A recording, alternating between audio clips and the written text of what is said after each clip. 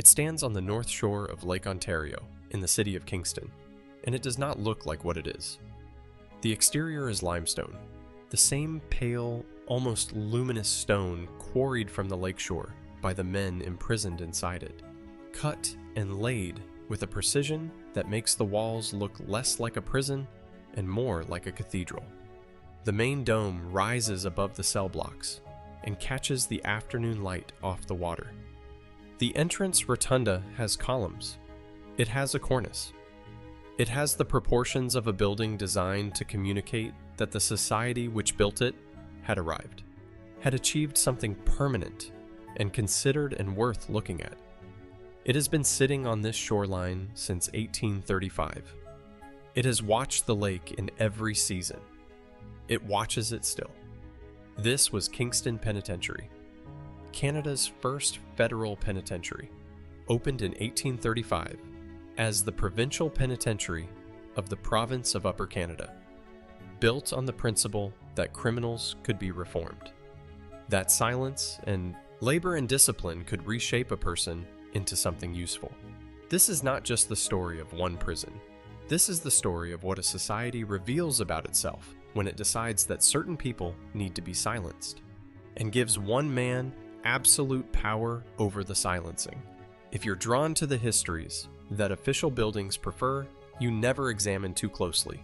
You're welcome to subscribe and keep exploring with me. To understand what Kingston Penitentiary became, you must first understand the world that decided it was necessary.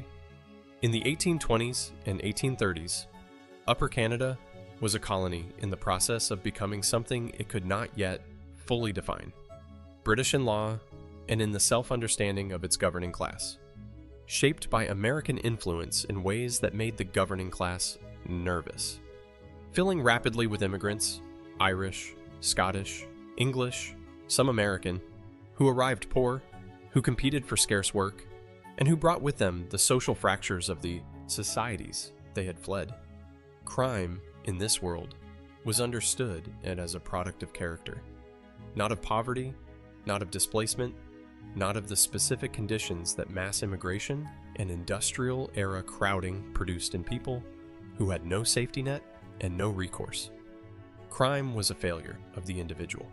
It was a moral problem with a moral solution. The moral solution that Upper Canada's governing class had been considering for a decade was the penitentiary, not as a place of punishment in the old sense of the word, not the gallows or the public flogging or the prison hulk, but as a place of transformation.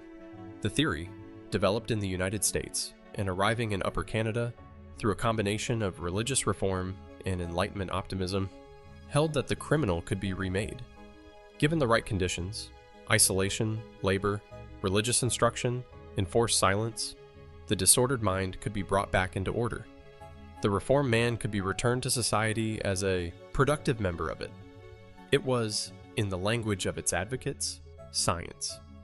It was, in the language of its advocates, mercy. The legislature of Upper Canada authorized the construction of a penitentiary in 1833. The location chosen was Kingston, a garrison town on the north shore of Lake Ontario, strategically positioned on the St. Lawrence corridor, with access to the limestone that would supply both the building material and the primary labor of its future inmates. The cornerstone was laid in 1833. The first prisoners arrived in 1835. The newspapers called it the most significant advance in Canadian jurisprudence in a generation. The lieutenant governor described it as evidence that the province of Upper Canada had taken its place among the civilized nations. The man appointed to run it had ideas about civilization that the newspapers did not examine closely enough.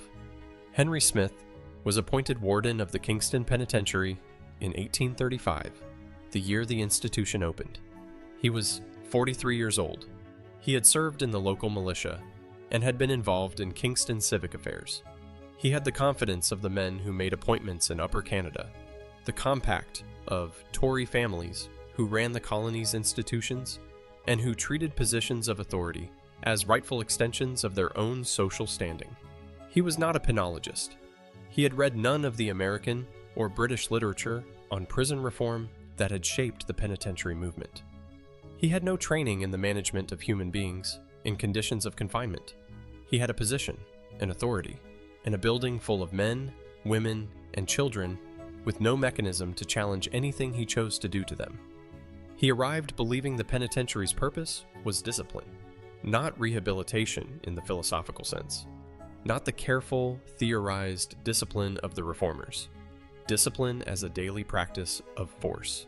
The silent system he was charged with implementing, prisoners forbidden to speak, to look at each other, to acknowledge each other's existence, became, under Smith, not a tool of reform, but a tool of total control. The punishment for breaking silence was the lash. He held, by 1840, a position of power more absolute than almost any other public official in Upper Canada. Inside the penitentiary walls, his word was law, in a literal sense. There was no appeal. There was no oversight. The Board of Inspectors, who nominally supervised the institution, met infrequently and reviewed whatever Smith chose to show them. He used that power without restraint. Smith made appointments inside the institution on the basis of loyalty to himself and to his family. His son was on the payroll. His brother was on the payroll.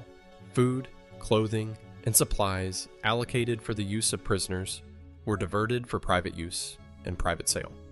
The difference between what the government funded and what the prisoners received went into accounts that the quarterly returns did not reflect accurately. When complaints from former prisoners reached the newspapers, and they did through the 1840s in growing volume, Smith dismissed them as the grievances of criminals seeking sympathy they did not deserve. The government that had appointed him accepted this characterization repeatedly. He was never investigated for the diversions. He was never reprimanded for the punishment register that, by 1843, contained 57 entries against the name of a child who had arrived as an 8-year-old. He ran Kingston Penitentiary for 14 years. The government of the province of Canada thanked him for his service when he left. He was never charged. He was never prosecuted. He died in Kingston in 1868, a private citizen, never having answered for a single entry in that register. There is something beneath the administrative record that the formal history tends not to linger on. In the 1847 quarterly return that Smith submitted to the government, there is a passage describing the condition of the institution's female ward, a space within the penitentiary where women prisoners were housed in conditions that Smith described, in the return's formal language, as adequate for the purpose. The women's ward was supervised by Smith's wife, who drew a salary for the role. The ward's records were maintained by Smith's son. What the quarterly return did not describe was that the women prisoners in that ward had no access to the female inspector nominally responsible for their oversight, who visited perhaps twice a year, that they were disciplined under the same silent system and the same punishment register as the male prisoners, that the specific vulnerabilities of women confined in an institution run by a man with no accountability had produced, in the ward, conditions that 2 different former prisoners described to the Brown Commission in testimony so specific that the commissioner's own notes include an instruction to himself: do not publish the full account in the public report. He was, by his own lights, running a model institution. He believed that. The evidence suggests he believed it completely. The Kingston Penitentiary was not built to be beautiful, but it was built to say something, and the limestone said it loudly.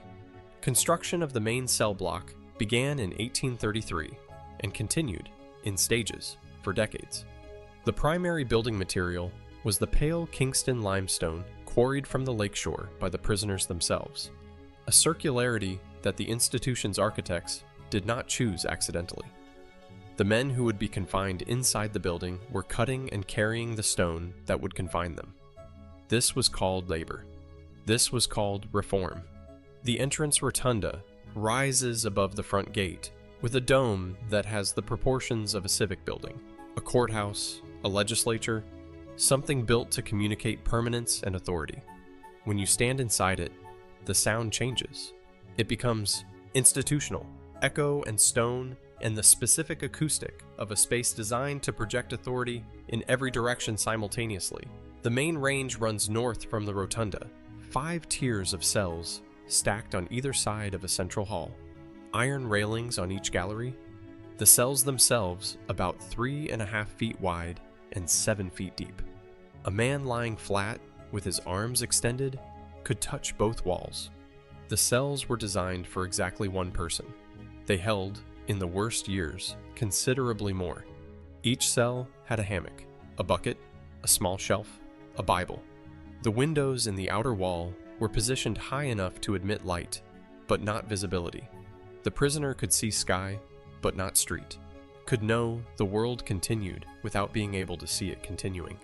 The chapel sat at the end of the range, where every Sunday the prisoners filed in under the silence rule and listened to the chaplain without being permitted to turn their heads toward the sound of another person breathing.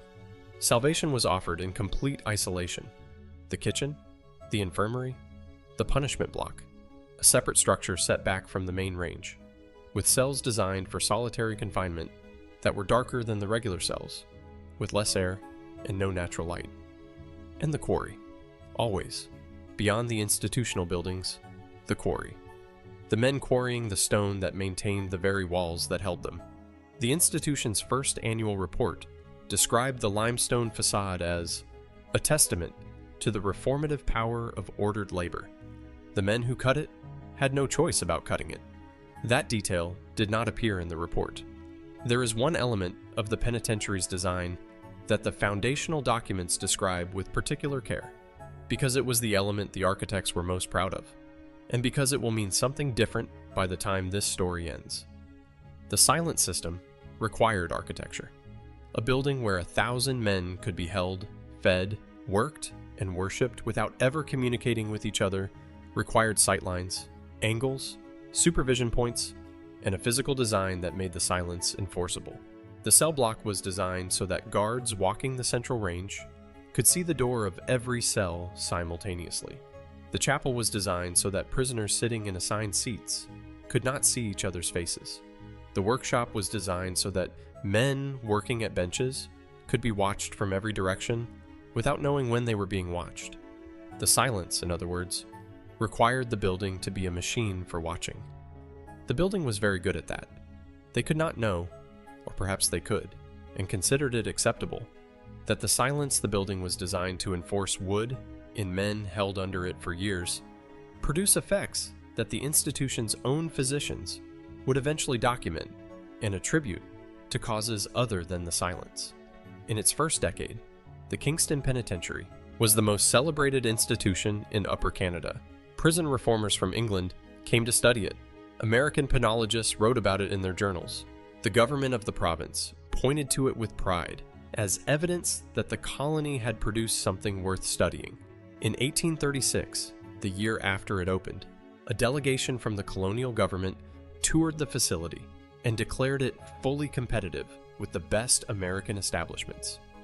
On Sundays, Kingston residents came to the gate to watch the prisoners march to chapel in their striped uniforms, in perfect silence, in perfect order. The silence was the spectacle. It was what the public came to see, evidence that order could be imposed on disorder, that the dangerous classes could be tamed, that civilization had tools adequate to the problem it faced.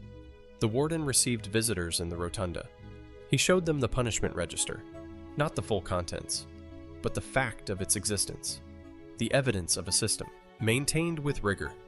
He showed them the workshops, where prisoners sat in silence making furniture and shoes. He showed them the chapel. He did not show them the punishment block. In the spring of 1838, Lord Durham visited Kingston as part of his tour of the Canadas that would produce the famous Durham Report. His party stopped at the penitentiary. His secretary wrote, in the account of the visit that made its way into Durham's papers, that the institution appeared admirably managed, with prisoners occupied and orderly. Durham himself remarked on the silence. He visited for 2 hours. He visited in the morning, when the workshops were running and the prisoners were at their benches. But the world outside the penitentiary walls was changing faster than the institution's public reputation could accommodate. By the early 1840s, The population inside Kingston had grown well beyond its design capacity. The courts were sending more prisoners and younger ones, men who had been convicted of capital offenses and had their sentences commuted, men who had been convicted of nothing more serious than petty theft, children, women, all of them processed into the same striped uniform, assigned to the same silence, subject to the same punishment register. The quarterly returns continued to describe an institution in good order. The punishment register told a different story.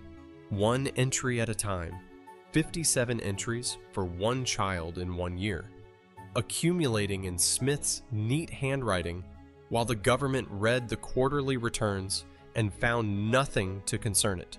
By 1845, what had happened to the institution was visible to anyone with access to the punishment register and the will to read it. The silent system, as Smith administered it, had become an engine for generating punishment rather than producing reform. The rules were not reformed over time, as did evidence accumulated about their effects. They were intensified. Infractions that drew a warning in the early years of the institution drew the lash by the mid-1840s. Infractions so minor that defining them as infractions required an act of institutional will. A look, a gesture, the drawing of breath at the wrong moment were entered in the register and punished. The shower bath was used for prisoners who resisted the lash. The device, a cylinder of wood fitted over the prisoner's body, open at the top, through which cold water was poured continuously, was applied for periods ranging from minutes to over an hour. Prisoners subjected to it for extended periods were documented in the prison physician's notes as exhibiting confusion and physical distress afterward. The box was a wooden enclosure, just large enough for one person to stand in without moving. Prisoners were confined in it for hours. Some were confined in it overnight. The dark cell was the lowest grade punishment. Solitary confinement in a cell with no light source, no hammock, reduced rations. Duration recorded in the punishment, register in days. Some entries run to a week. The yoke was a wooden frame strapped across the prisoner's shoulders, forcing the arms out and slightly back. Prisoners were made to work in the yoke while wearing it. The weight was approximately 15 pounds. The entries in the punishment register that note the yoke's use do not record the duration. And through all of it, the silence. The silence over the workshops. The silence over the chapel. The silence on the range during the morning march to breakfast, the afternoon march back, the evening lockdown. The silence was the container inside which every other punishment lived. A man who received the shower bath was silently administered it and silently returned to his cell. A man who came out of the dark cell after a week blinking at the light returned to the range in silence. A boy who had been flogged for the 57th time that year walked back to his cell in silence. There was no one to tell. There was no mechanism for telling. There was only the register, and the register was Smith's. But numbers, even these numbers, can become abstract. Some of the people inside Kingston Penitentiary had names. Numbers, even horrifying numbers, can become abstract. So let us remember 3 of them. Antoine Boche arrived at Kingston Penitentiary in the summer of 1843. He was 8 years old. He had been convicted of larceny in a Kingston court and sentenced to 3 years. The crime was theft. The sentence for an 8-year-old was 3 years inside an adult penitentiary under the silent system. Before he arrived, Antoine had lived in the lower town of Kingston. His father worked the docks. His mother took in washing. He had 4 siblings. He spoke French as his first language. He attended school intermittently. He could read a little. Inside Kingston, he was assigned to the workshop, where he sat at a bench for the working hours of every day, in silence, performing the repetitive labor assigned to him. He was subject to the same silent system as every other prisoner in the institution. He was subject to the same punishment register. In his first year, his name appears in that register 57 times. The offenses are recorded in Smith's hand: talking in line, laughing, winking at another prisoner, looking back when ordered to face front, making a noise in the night, having bread concealed in his cell, bread he had presumably saved from a meal, staring at a visitor. Each entry is followed by the punishment, the lash. The Brown Commission, convening in 1848, took testimony about Antoine from a guard who had been present during a number of his punishments. The guard described the flogging of a child who could not stop himself from crying out. He described the marks. He described the child being returned to the workshop afterward. Antoine Boche was released in 1846. He was 11 years old. The record of what became of him after his release does not survive. There was no apology from the institution. There was no acknowledgement in any public document that what had been done to him had been wrong. Sarah Martin was 31 years old in 1841 when she arrived at Kingston Penitentiary, convicted of theft.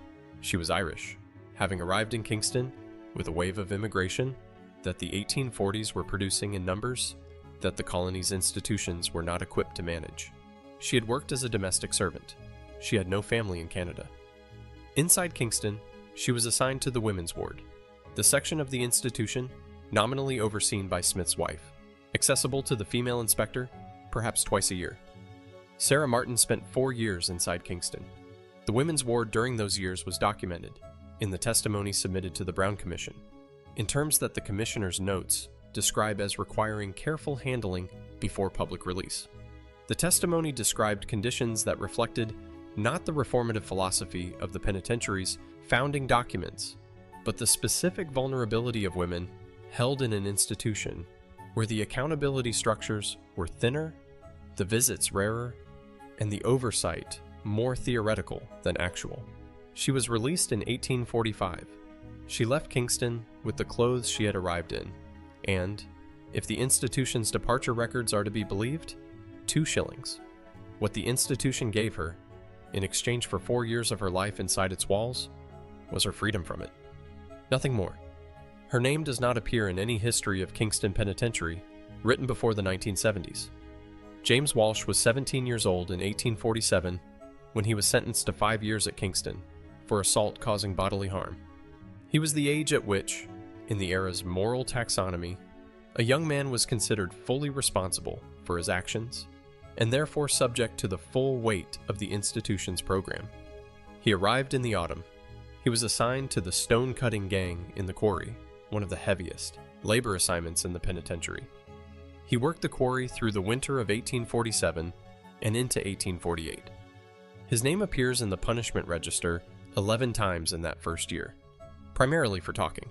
In the spring of 1848, James Walsh was examined by the prison physician for what the records describe as a persistent agitation and difficulty maintaining the silence required during the chapel service.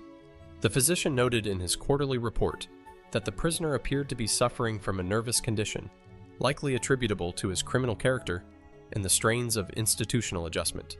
The same physician noted, in a private letter to a colleague in Toronto that has survived in the archives of Ontario, that he had observed in a number of long-term prisoners a deterioration that he struggled to attribute to anything other than the specific conditions of their confinement. The letter was not submitted to the government. The quarterly report was, James Walsh was released in 1852. His record after that point does not survive. These 3 names represent hundreds of people held inside Kingston Penitentiary under conditions that the government's own commission would eventually describe in 1849 as a systematic abuse of institutional power. Many of those people were too poor, too voiceless, and too thoroughly excluded from the systems of documentation to leave any other trace. Their suffering does not disappear because the record is thin. Their names deserve to be remembered.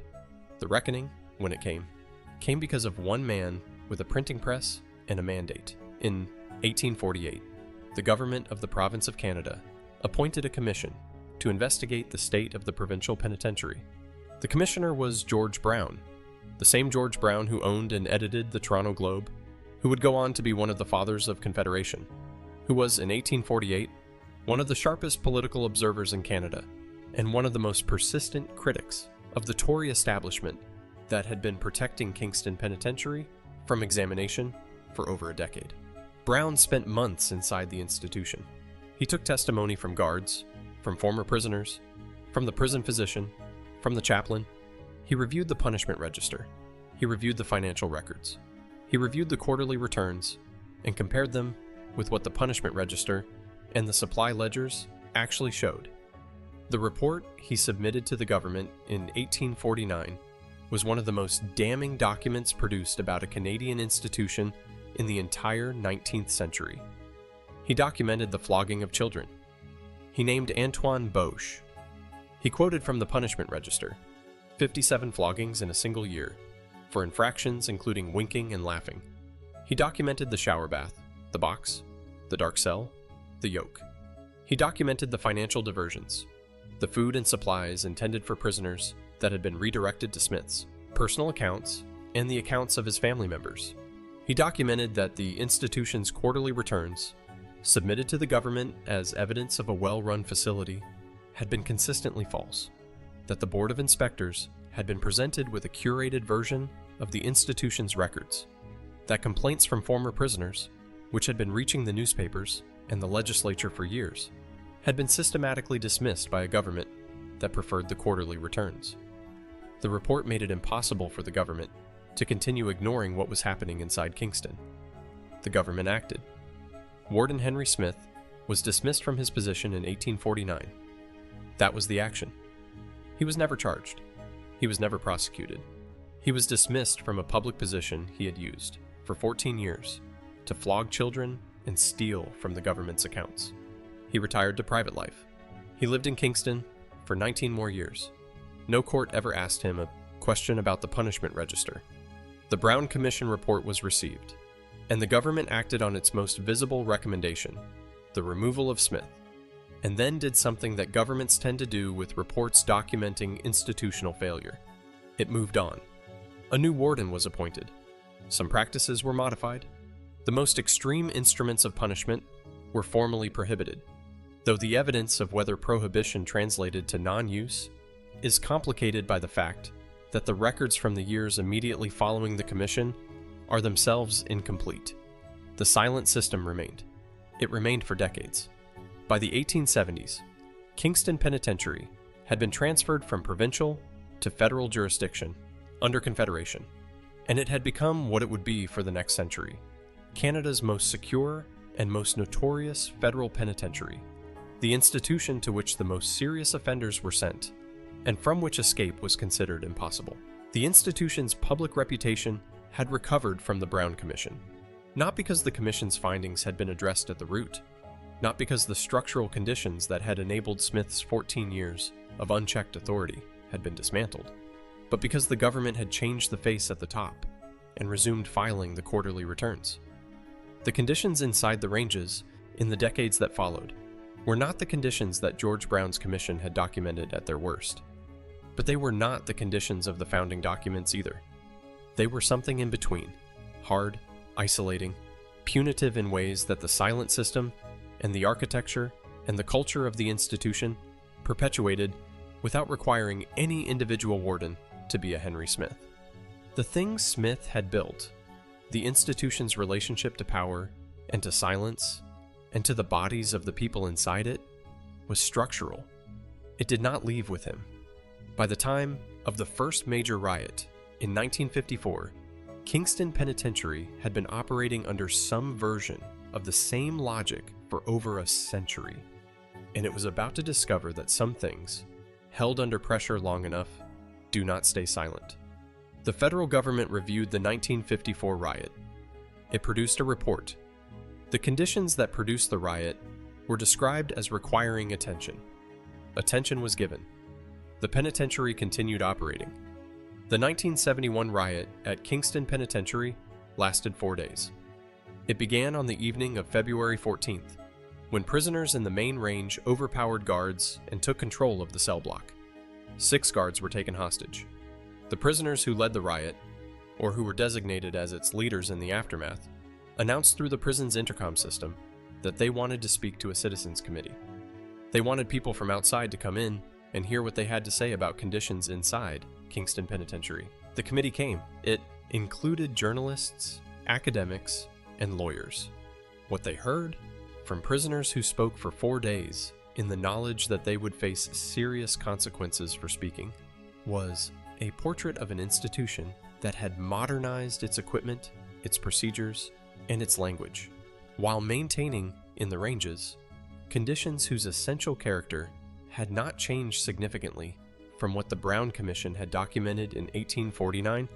The prisoners described the arbitrary application of discipline, the use of segregation as punishment for nonviolent infractions, the destruction of personal property during searches, the denial of medical care, the specific psychological effects of long-term confinement in an institution designed, architecturally and administratively, for control rather than for the human beings being controlled.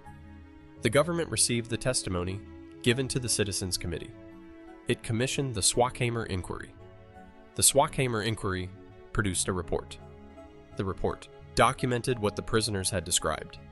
In 1977, the McGuigan Subcommittee on the Penitentiary System tabled its report to Parliament.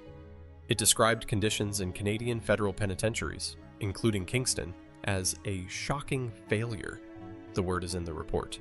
A parliamentary document describing the prison system that had been operating without substantive reform since the Brown Commission 128 years earlier.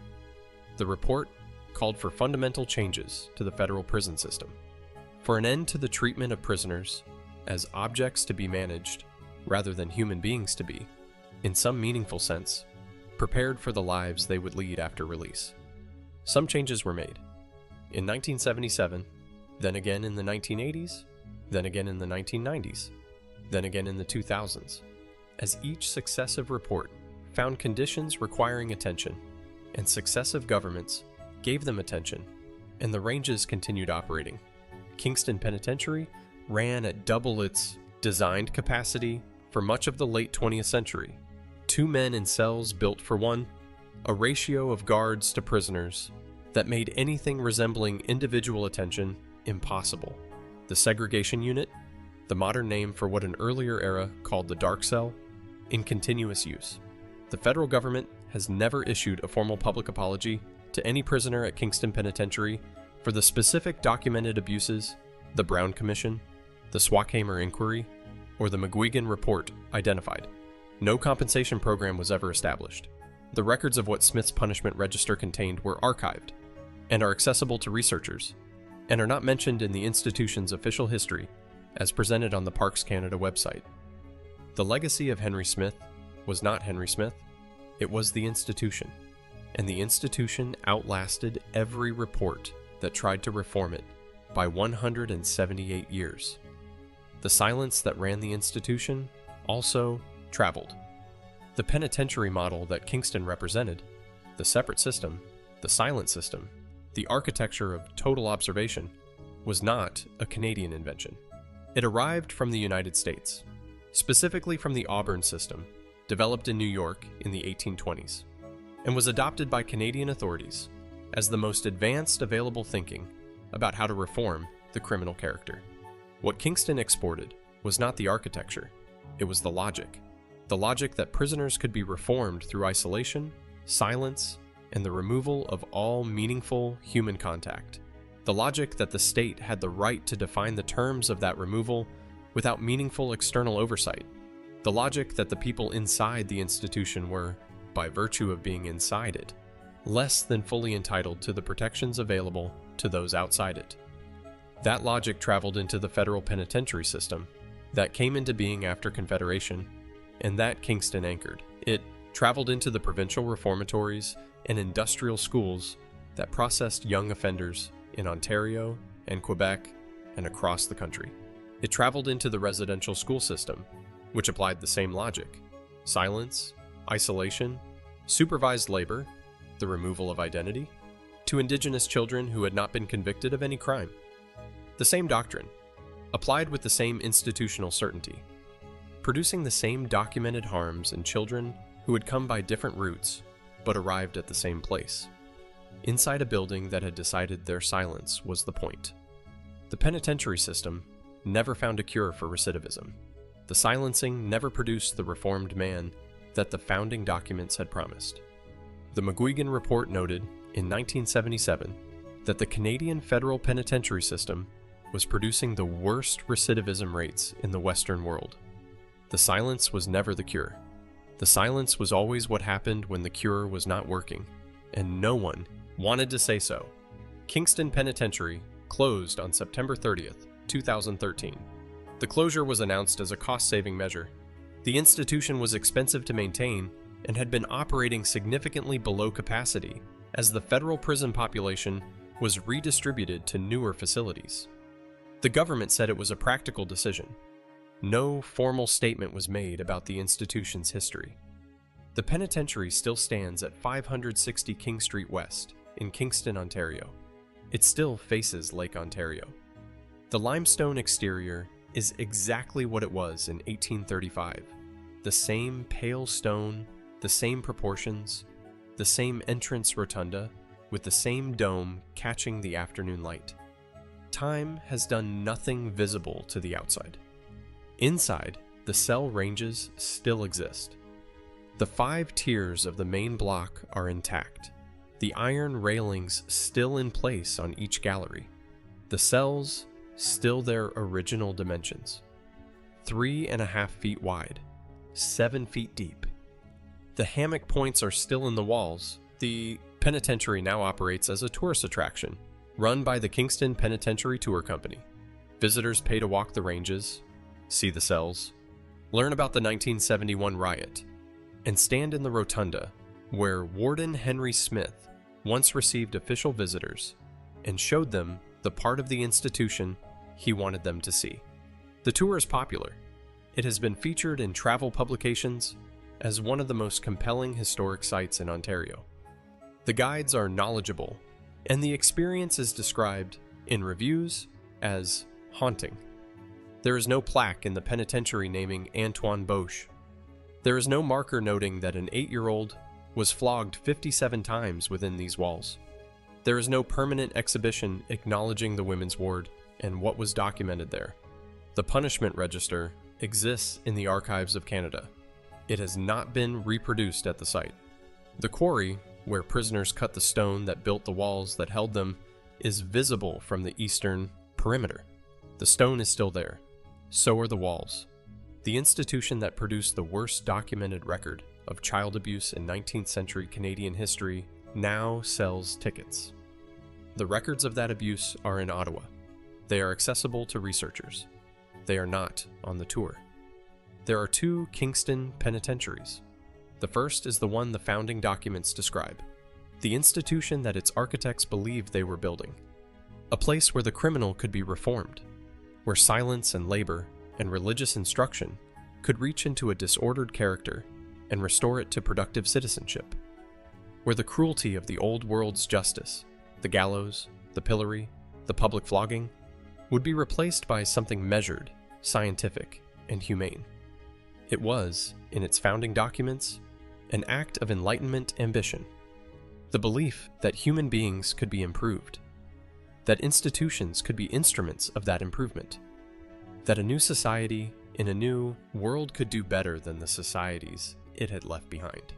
The second Kingston Penitentiary is the one the punishment register describes, the one where an 8-year-old was flogged 57 times in a single year in neat handwriting for laughing, where the silence that was supposed to reform the criminal was used to ensure that no one inside the walls could tell anyone outside what was being done to them, where the architecture of observation served not the prisoner's reform, but the warden's control, where the quarterly returns maintained a fiction that the government preferred to the punishment register's truth, where every commission and every report and every inquiry that came after the Brown Commission found conditions requiring attention and gave them attention, and the institution continued. The worst the first Kingston Penitentiary did was fail to be what it promised to be. The worst the second did was use the promise of the first as cover for what it was. Both had the same limestone walls. Both had the same silence. Both were called justice. The unanswered questions remain. How many children were flogged at Kingston Penitentiary between 1835 and the Brown Commission's intervention in 1849, the punishment register covers those years, and it has been examined by historians. But a full accounting, a complete tally of every child, every age, every infraction, every punishment, has not been published. What happened to the women in the institution's early decades, whose testimony the Brown Commission's commissioner decided was too specific for the public report? Those accounts are in his working notes, archived but not fully published. What would a formal public acknowledgement of what the Brown Commission documented, delivered not by a historian or a journalist, but by the government that built the institution and the government that inherited it, look like? That acknowledgement has not been made. Will it be?